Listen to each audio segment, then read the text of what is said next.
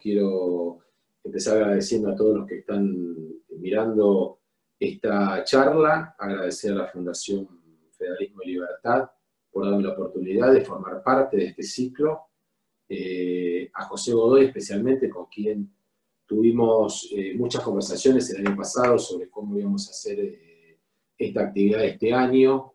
Debo confesar que la actividad incluía obviamente el placer mío de trasladarme a Tucumán, pero bueno, eso no ha podido ser. Estamos en el medio de esta situación sanitaria que todos conocen.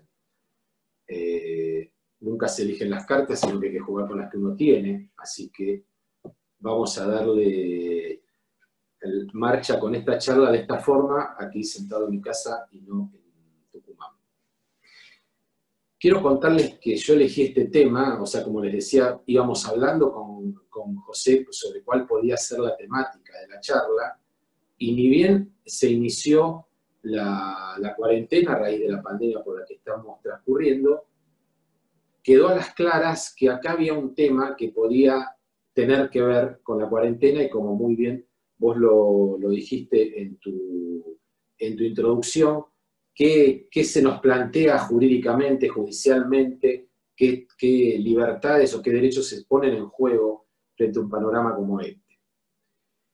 Al principio de la cuarentena yo pensé, bueno, tengo que salir a explicar que no es verdad el tema que se estaba queriendo instalar y que todavía hoy se repite, que la justicia no está haciendo nada. O sea, quedamos en la misma bolsa del Congreso, que no sesionaba, no hacíamos nada. Yo dije, bueno, la charla la deberían enderezar hacia ese lado, a que se está trabajando, a que se están tomando las declaraciones que se pueden, los juicios que se pueden.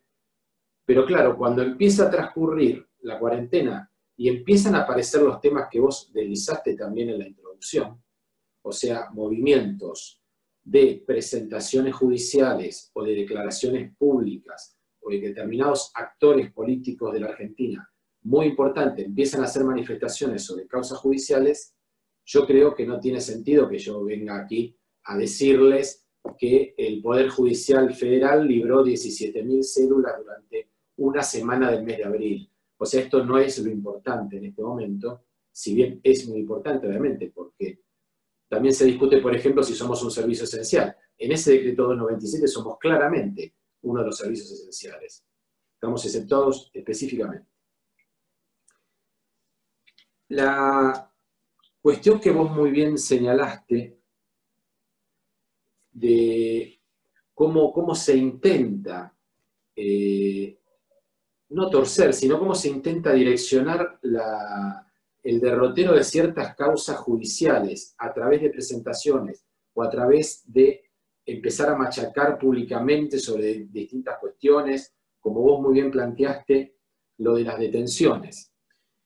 Es el primer punto que yo tengo anotado justamente en esta especie de listado que yo me hice de situaciones absolutamente anómalas que tienen que ver con la cuarentena, porque yo estoy convencido que a esta altura del desarrollo de la sociedad argentina no son cuestiones que la sociedad toleraría fácilmente si estuviese en libertad, si pudiese salir a la calle.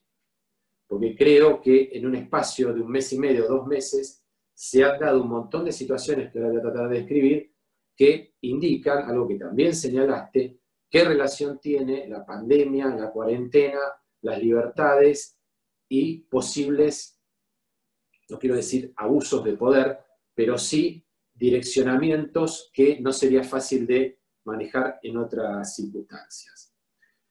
Voy a empezar con algo que vos dejaste sugerido respecto de si es un delito de alta lesividad, los delitos contra el patrimonio del Estado, y tenemos el 6 de abril la liberación de Amado Boudou. Amado Boudou no integra ningún grupo de riesgo que tenga que ver con el coronavirus. La libertad se la da un solo juez, porque esto es lo que tiene que ver, como también vamos a ver por el habeas corpus de la provincia de Buenos Aires, en que se aprovecha la cuarentena cuando los tribunales no deciden con sus jueces en pleno. Esto lo decidió un solo juez que 15 días antes había suscrito con sus colegas que no debía darse de la libertad a Boudou, le otorga la libertad, lo apela el fiscal, llega a la Cámara de Casación y el recurso de casación lo desiste el fiscal Javier De Luca, al que ya conocemos por su actuación respecto en la que en 2 oportunidades desistió de seguir adelante por la denuncia del fiscal Alberto Nisman. Al mismo tiempo, hace muy pocos días, se plantea justamente todo el conflicto que vos describiste, la Comisión Interamericana, que dice que hay que tener especial cuidado con los grupos de riesgo, y la Cámara Federal de Casación hace esta distinción de que tienen que ser de riesgo y tienen que tratarse de delitos leves, y se plantea un habeas corpus colectivo en la Cámara de Casación de la provincia de Buenos Aires, que también en razón de la cuarentena, la Corte Suprema de la provincia, con un solo juez, había designado a un solo juez de la Cámara de Casación que toma un habeas corpus colectivo y libera a cientos de detenidos. Él hace una división que no es muy ortodoxa del derecho penal entre delito leve y delito grave. A los delitos leves, a los que están detenidos por delitos leves, los libera, y tal es así de masiva la resolución que no hay una enumeración como uno está acostumbrado, Juan Pérez, Pedro López, no hay un listado. Remite las libertades a las listas que le aportó el Ministerio de Justicia. Y los delitos graves se la remite a cada juez que tiene, porque tenemos que tener en cuenta que cada detenido está detenido a disposición de un juez que tiene la causa penal, el expediente, donde está procesado o condenado. Esto fue dejado, como ya sabemos, sin efecto por la Corte reunida en pleno. Se dejó sin efecto lo resuelto. No sabemos cuántos de esos que fueron dejados en libertad se los podrá de vuelta traer al lugar de detención que tenía.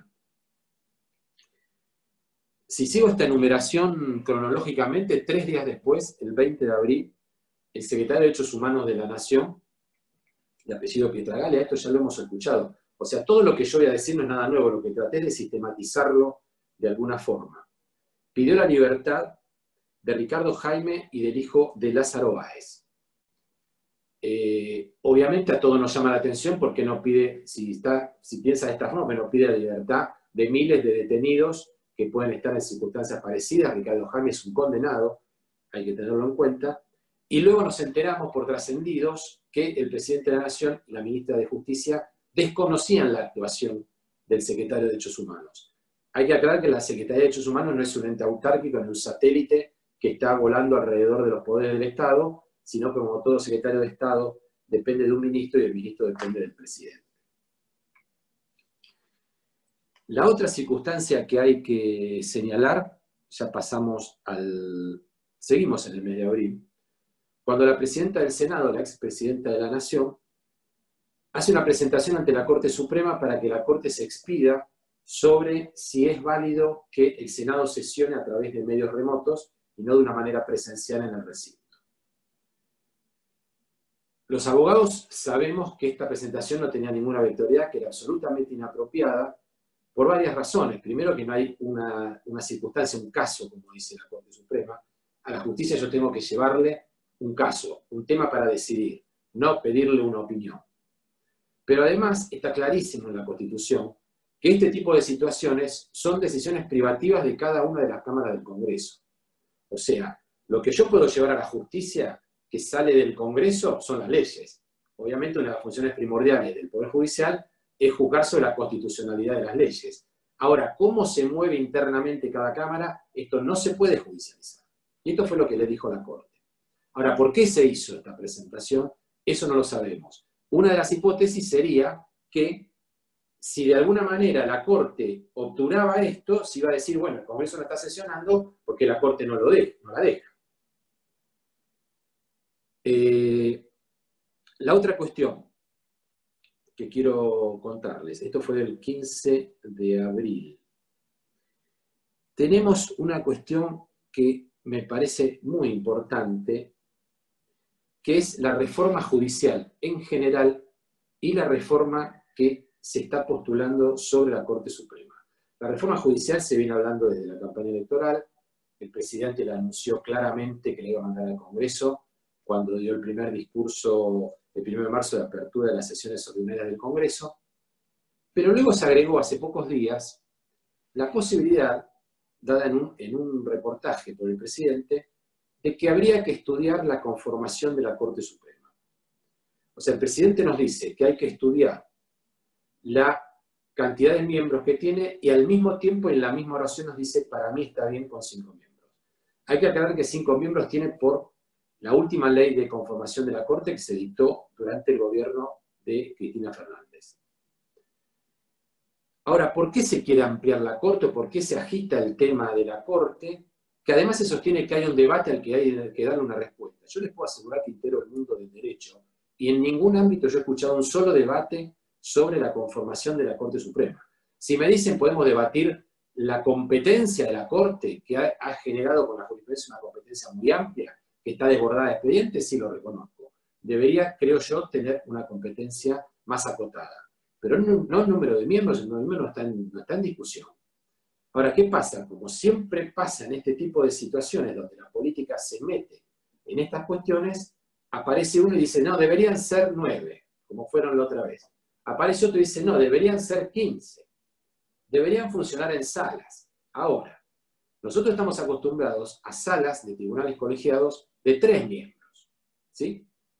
Si yo le agrego 10 miembros a la Corte que actualmente, pasaría a tener una Corte de 15, funcionando en 5 salas de 3. Como yo necesito mayoría para tomar una decisión, de esos 15 jueces, yo necesito solamente 2 para que dicten el fallo que yo como político estoy buscando.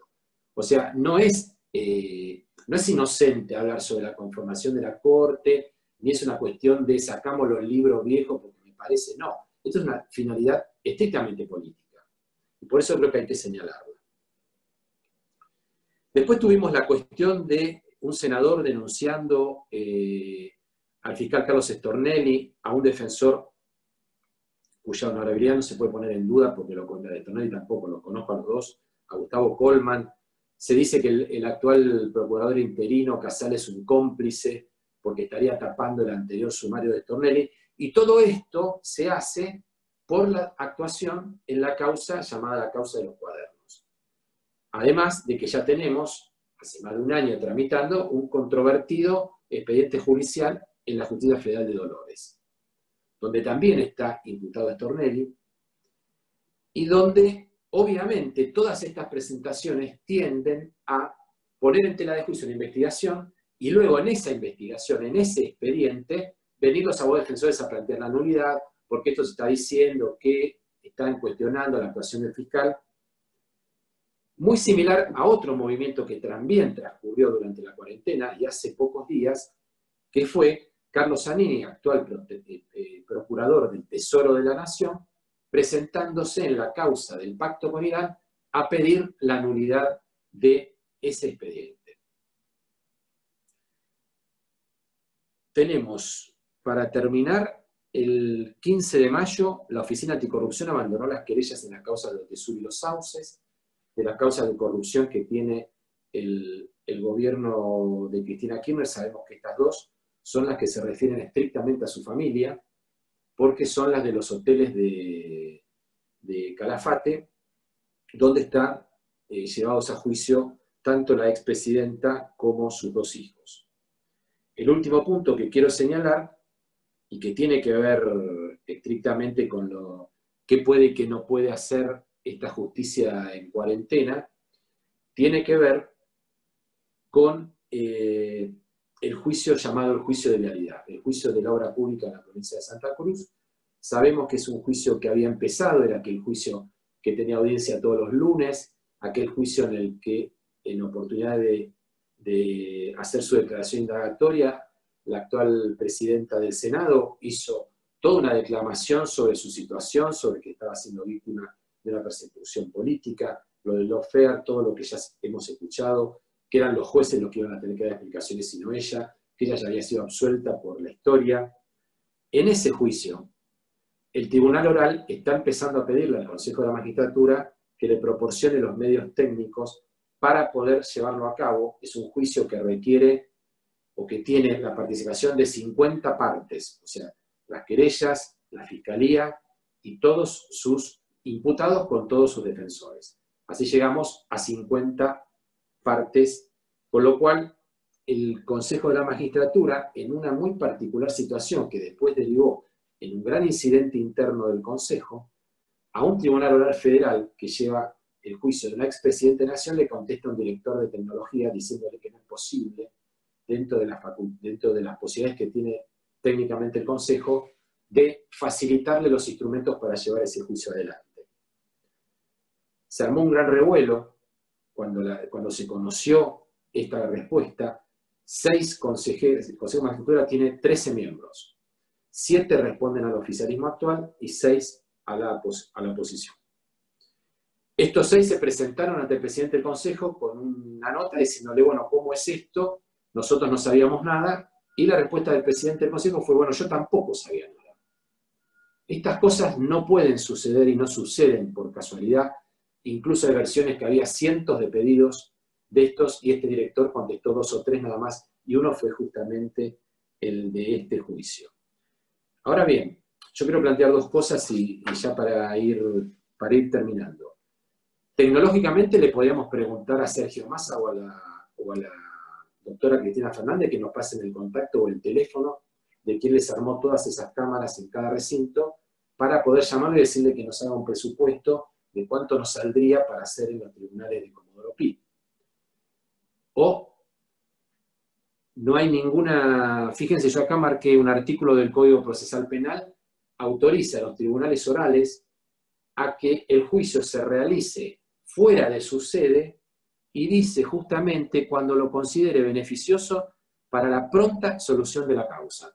Y yo me acuerdo cuando hacíamos capacitación, porque yo también tuve el gusto de hacer eso en la década del 90 cuando entró a regir este código, el ejemplo que siempre dábamos es, si un tribunal oral federal tiene su sede en San Miguel de Tucumán y tiene que hacer un juicio de algo que sucedió en un lugar que está a 50 kilómetros, el código con este artículo lo faculta a instalarse ahí en un club, un teatro, donde sea, y hacer el juicio en el lugar.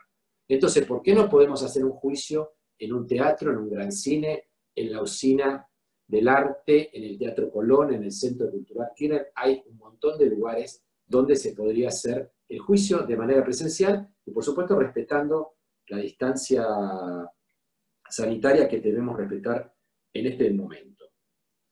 Como les decía, todo esto ocurrió nada más que en 2 meses. Quiero retomar lo que vos dijiste al principio, porque acá hay una gran cuestión y que en esta última semana se instaló definitivamente, bueno, ¿qué pasa con la cuarentena? O sea, hasta acá hablé de un aspecto de qué pasa con expedientes judiciales. Ahora, ¿qué pasa con esta cuarentena? Como vos muy bien señalaste, de la que podemos cuestionar si un DNU es la vía constitucional adecuada, yo creo que se debe haber hecho por ley. Está bien, el Congreso después aprobó el DNU, pero esta inacción del Congreso también tiene que ver con la cuarentena y como uno escucha muchos amigos que tiene en la actividad privada que te dicen, vos conociste el Zoom la semana pasada y nosotros hacemos reuniones de estas hace años y no puede ser que el Estado sea un elefante que no se lo puede mover hacia un lugar donde se pueda sesionar. Vimos festejos en la oficina tecnológica del Senado como si hubiese salido un cohete a la luna, porque se habían podido conectar, cuando ya habían pasado 2 meses sin sesionar. Bueno, aprovechando esta circunstancia, obviamente hay que tomar medidas y se toman por decreto de necesidad y urgencia. Y lo que señalaste es perfecto, o sea, la temporalidad de una medida excepcional, que siempre la señaló la Corte, y la proporcionalidad. Y lo que se está viendo hace pocos días es una discusión que tiene que ver con el discurso único. O sea, si hoy empezás a decir, bueno, yo no estoy diciendo saquen la cuarentena porque hay un problema económico, no. ¿Por qué nos fijamos si la podemos flexibilizar por zona, por actividad, hacer algo? Nos convertimos en traficantes de la muerte. O sea, quienes digan algo en contra de la cuarentena quieren que la gente se muera. Y este es el discurso único al que ya estamos acostumbrados. Esto es lo que nos están diciendo. O sea, no se puede disentir. No se puede ni plantear un disenso. Y esto es realmente preocupante. Yo quería terminar mi exposición diciéndoles, esto no es la primera vez que pasa en la Argentina, no es la primera vez que pasa en las últimas décadas, y creo que tenemos que estar atentos. Este es el mensaje que yo quiero dejar. Creo que la sociedad tiene que estar atenta a todas estas cosas. Estas cosas no son casuales, estas cosas tienen un hilo conductor y debemos estar con atención viendo cómo se desarrolla esto, más que nada que estamos en este momento confinados en nuestros hogares. Nada más. Muchas gracias, Ricardo. Bueno, a las personas que están ahora en el público, si tienen alguna pregunta, pueden levantar la mano, pueden escribirla y nosotros las vamos a ir levantando.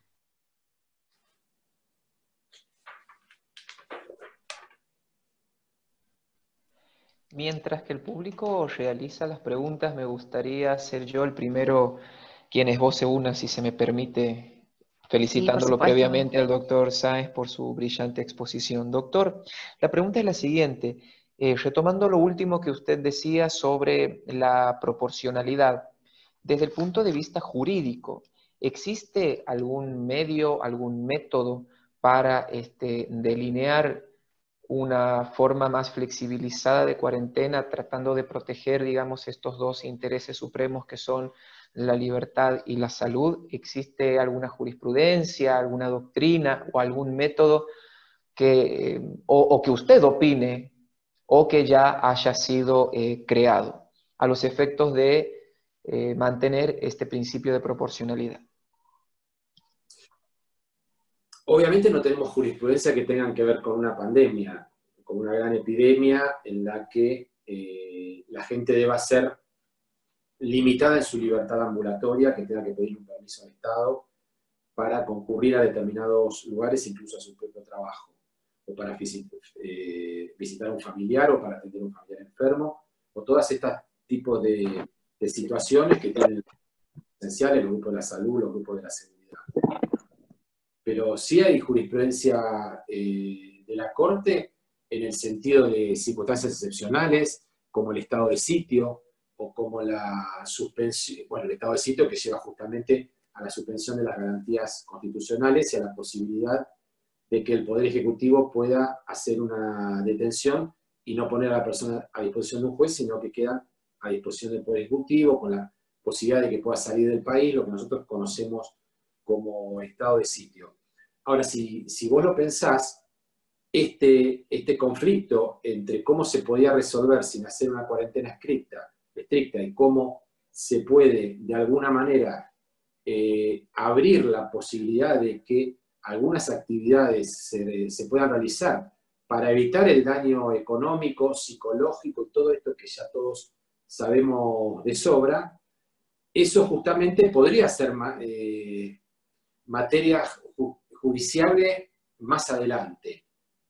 Ojo, hay que reconocerle al gobierno, a este gobierno, a cualquier gobierno del mundo frente a esta circunstancia, en que tiene que decidir ahora, durante la pandemia, qué actividad abre, qué lugar abre, cuánto es de, si la voy a limitar en el tiempo, si la voy a prorrogar, si va a ser hasta que corresponda que sea.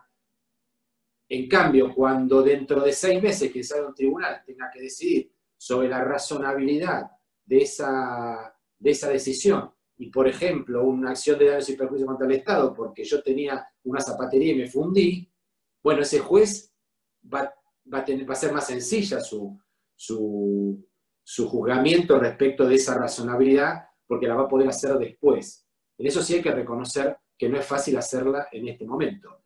Pero así como no es fácil hacerla, creo que se debería aceptar el debate de cómo debería flexibilizarse de alguna forma y no señalar a quien le está cuestionando de alguna manera, y ni cuestionando, quien le propone que debatamos, como que le digamos, vos traficás con la muerte. Entonces esto ya es muy complicado.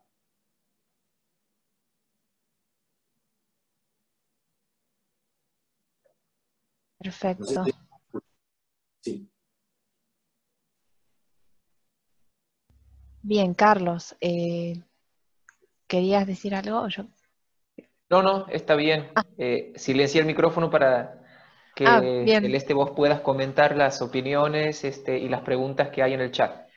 Sí, ahora estamos teniendo varias preguntas acá en el chat.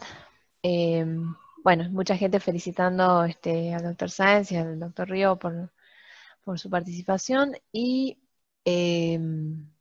bueno, le está preguntando su opinión sobre los dichos del doctor Lorenzetti, pero bueno, no aclara exactamente cuál es. Sí, el doctor Lorenzetti, creo que fue hace 2 días, señaló justamente en un reportaje que las limitaciones de las libertades constitucionales tienen que tener una temporalidad, justamente lo que hablábamos con Carlos anteriormente.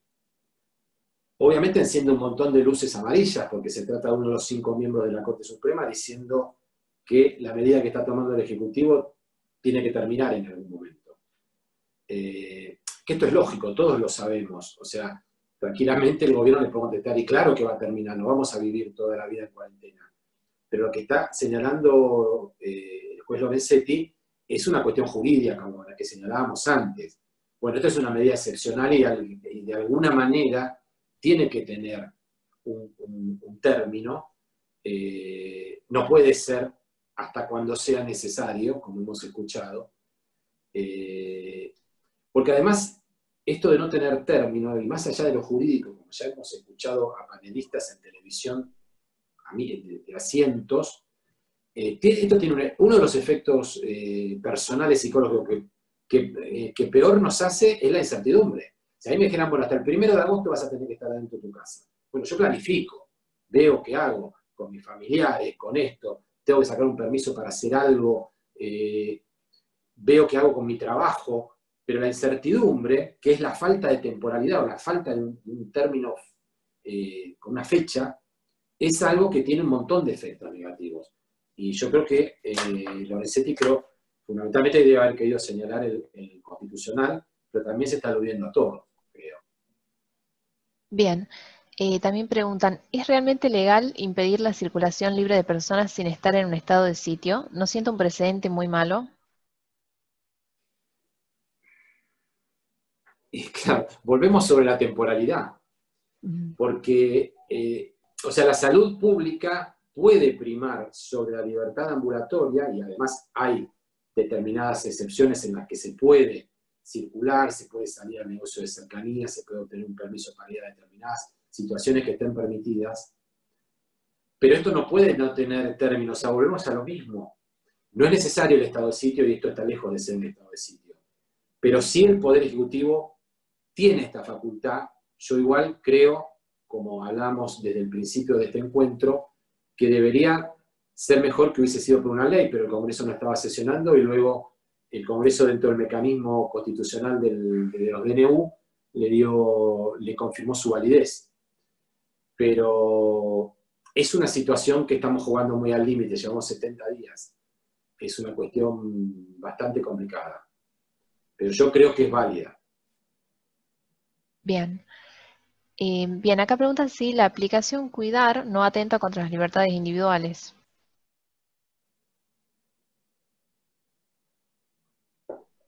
La aplicación Cuidar tiene, no sé si es estrictamente las libertades individuales, pero tiene una cuestión de la ley de datos personales. O sea, si bien el Estado obviamente ya a esta altura del campeonato tiene todos nuestros datos, en el padrón está el domicilio, el DNI, tenemos el CUIT, el CUIL, ANSES, números, la FIP sabe cuánto ganamos en nuestra declaración de bienes, pero creo que el problema, y por el cual se está planteando la discusión, y no es solo en la Argentina, es la facultad de que el Estado sepa dónde estoy, por esto de la geolocalización que tienen los teléfonos celulares. Este es un problema porque si uno realmente, hay gente que no le hace ningún problema, y a mí que me importa que sepa dónde estoy, no es que no le importa, en realidad la pregunta inteligente que yo escucho es, ¿por qué yo voy a pensar que al Estado le importo para que se fije dónde estoy? Y ahí creo que está el 90 y pico % de la población.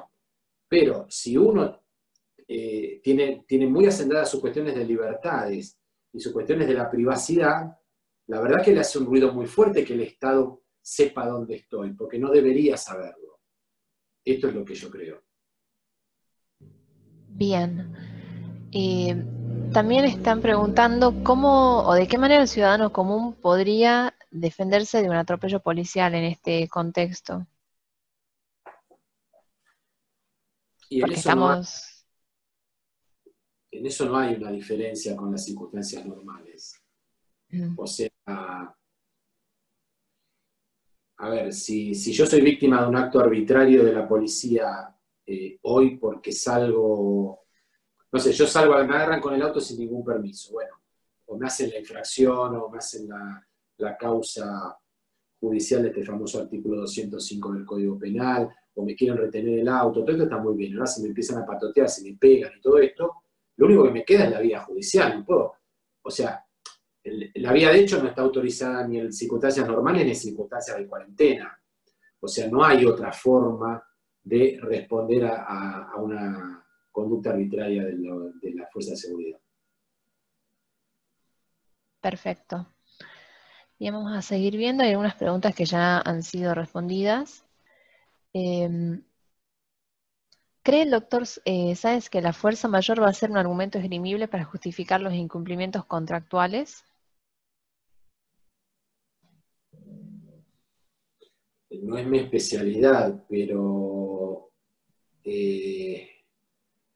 me acuerdo, la fuerza mayor, estoy lo que yo llamo el sentido común jurídico, no es mi especialidad el derecho privado, pero hasta me viene a la memoria aquello que se llamaba el hecho del príncipe, o sea, una disposición estatal que hace determinada cosa que me impida a mí cumplir un contrato y si eso era demandable o no demandable en un juicio, pero la verdad que no estaría tratando de recordar lo que estudié hace muchos años.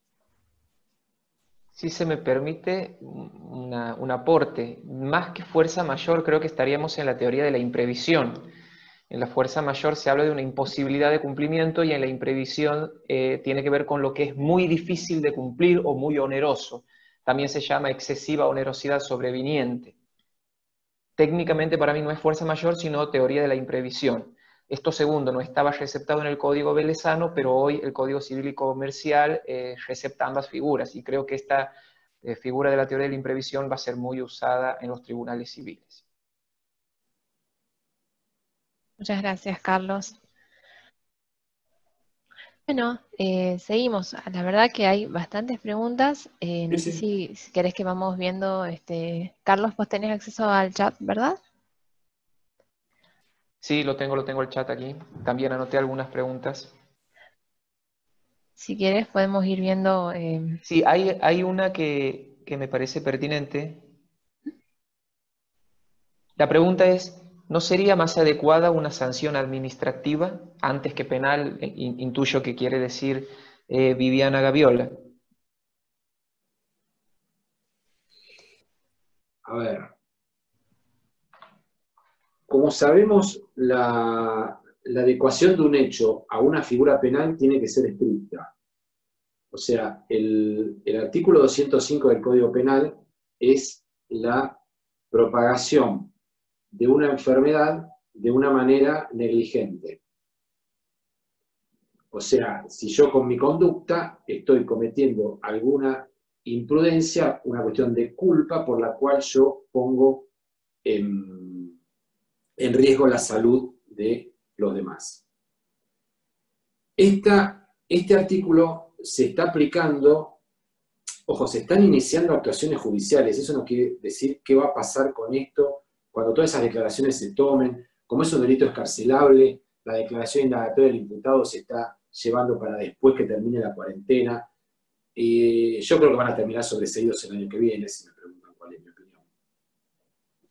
Bien, acá tenemos una pregunta de parte de José Guillermo Godoy.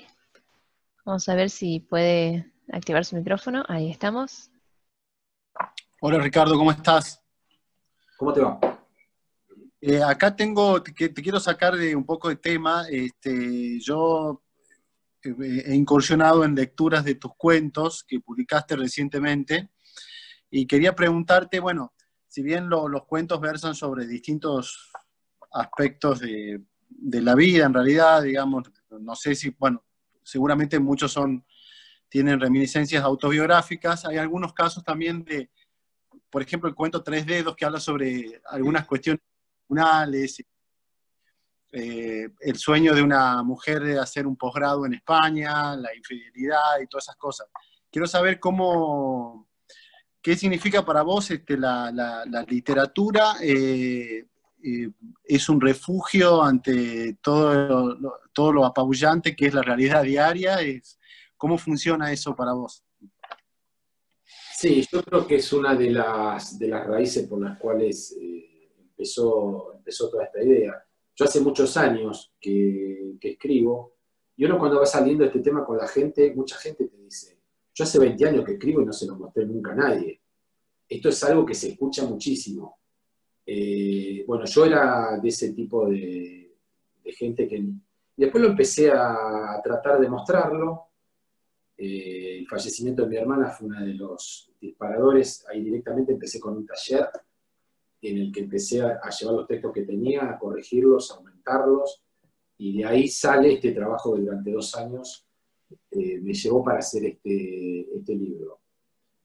También lo vivo como, de alguna manera, lo que creo yo que va a ser el centro de mi actividad cuando yo me empiece a retirar de la actividad judicial. No es algo que piense hacer próximamente, pero sí sé que es algo que en el correr de los próximos años va a pasar. Entonces creo que juega como una especie de transición. Tanto este libro, terminé de escribir una novela, en el medio de la cuarentena no hay a quien tocarle el timbre para decirle, señor editorial, fíjese si le convence o no le convence, o sea, estamos esperando, y sigo escribiendo, o sea, es una actividad que sí, realmente te saca de lo duro. Es muy dura la realidad de la Argentina, es muy dura la realidad judicial, penal, los casos que se ven y las cosas que están pasando. Pero sí, es una de las raíces, claramente. Gracias. Gracias, José Guillermo. Acá tenemos otra pregunta. El presidente habla de un nuevo contrato social después de la pandemia. Con los antecedentes del gobierno en la materia, ¿considera preocupante el rumbo que se pueda tomar? Sí, totalmente. Porque, aparte el presidente es un abogado. Por ejemplo, tuvimos un presidente ingeniero. O sea, un abogado cuando habla vamos a modificar el contrato social está diciendo vamos a modificar la Constitución. No tiene otra lectura posible. Porque no podemos, o sea, en la Constitución Nacional de 1853, ustedes ven el preámbulo, habla de los pactos persistentes, después de la batalla de Caseros, cuando todos nos unimos, después al final quedó el problema de la Confederación con la provincia de Buenos Aires, hasta la batalla de Pavón. Pero ese es el contrato en donde el Estado, la Argentina adopta para su gobierno una forma republicana, representativa, federal. Somos un Estado federal, somos un Estado representativo, somos una república. Respetamos lo que es la república, o sea, respetamos la división de poderes. La Constitución nos plantea claramente las facultades de cada uno de los 3 poderes del Estado. En la Constitución de 1853-60 se decía que era una Constitución liberal. Después vino la reforma del 49, la de 1994, se pusieron derechos sociales, derechos de la segunda generación, de la tercera generación. Pero la verdad que no sé a qué se refiere cambiar, qué es lo que hay que cambiar del contrato social. La verdad que no lo sé. Porque la propiedad privada y la libertad es algo que está en esta Constitución y lo estuvo desde el primer día y no está modificado. Entonces, la verdad que no sé, pero sí, para mí me preocupa. Hablar en este momento de cambiar el contrato social me parece que no tiene ningún sentido, como hablar de la reforma de la conformación de la Corte Suprema. Cuando estamos estamos contando contagiados y muertos, desgraciadamente, en el medio. O sea, estamos empezando a subir la cuesta del famoso pico. Europa empieza a abrir la playa porque les quedó la montaña atrás. Nosotros estamos empezando a subir la cuesta de la montaña y nos podemos hablar del pacto social y la reforma de la Corte. La verdad que no se entiende. Totalmente. Acá tenemos, bueno, ya creo la última pregunta. En primer lugar, le agradezco al doctor Sáenz. ¿Qué consejo le daría a un joven estudiante de Derecho con vocación en la función pública?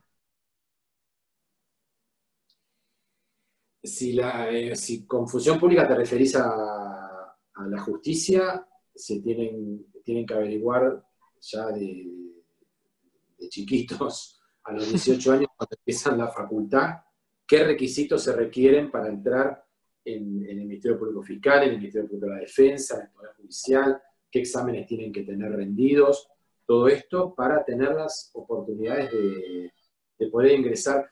Yo lo que les recomiendo, si quieren ingresar en la justicia, lo hagan lo más pronto posible, porque es mucho más fácil, es mucho más permeable la personalidad del ser humano a los 18 años que a los 25.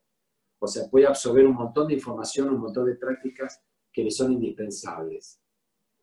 Y los funcionarios judiciales preferimos a los más jóvenes para iniciar. Lo tengo que reconocer. Bien. Bueno, acá están preguntando, ¿no es sugestivo que se publique la ley de modificación de jubilaciones de jueces en medio de la cuarentena y que se ponga en ejecución también en ese momento?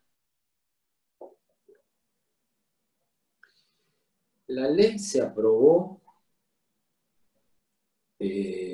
antes de la cuarentena, o sea, se aprobó en modo presencial en las cámaras del Congreso. La publicación en el boletín oficial siempre es una rareza, se publica al día siguiente, se publica al mes. Realmente no sé si hubo ahí alguna negociación para, bueno, dame un mes a ver si acomodo a la gente, si renuncian o no renuncian. Sospecho que puede haber pasado algo de eso, pero bueno, se publicó, si mal no recuerdo, el 6 de abril. La verdad, si es sugestivo o no es sugestivo, yo diría, si me lo pregunta alguien perjudicado por la ley, le diría, y ya una vez que se sancione en el Congreso, la publicación iba a ser en cualquier momento. O sea, que ya estábamos ahí. Pero la verdad que no sé. O sea, si se la dilató, apareció el problema en el medio y hubo que sacarla en algún momento. Eso es lo que creo que debe haber pasado. Perfecto, bueno, ya nos hemos quedado por el momento sin preguntas. Muchas gracias, Ricardo. A ver, acá tenemos... Ah, no, pensé que habían levantado la mano. Bueno, muchas gracias, Ricardo, por estar esta tarde con nosotros.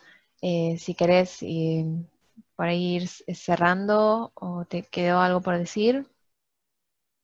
No, solamente agradecerles, la verdad que fue un gran gusto, agradecerles el interés por la cantidad de preguntas que se hicieron. El tema, obviamente, me parece que interesa la sociedad, hay una parte de la sociedad que está muy interesada en estos temas, y repetirles lo que les dije antes, estemos atentos porque estamos transitando un momento difícil y no sea cosa que el Estado además nos lo haga más difícil.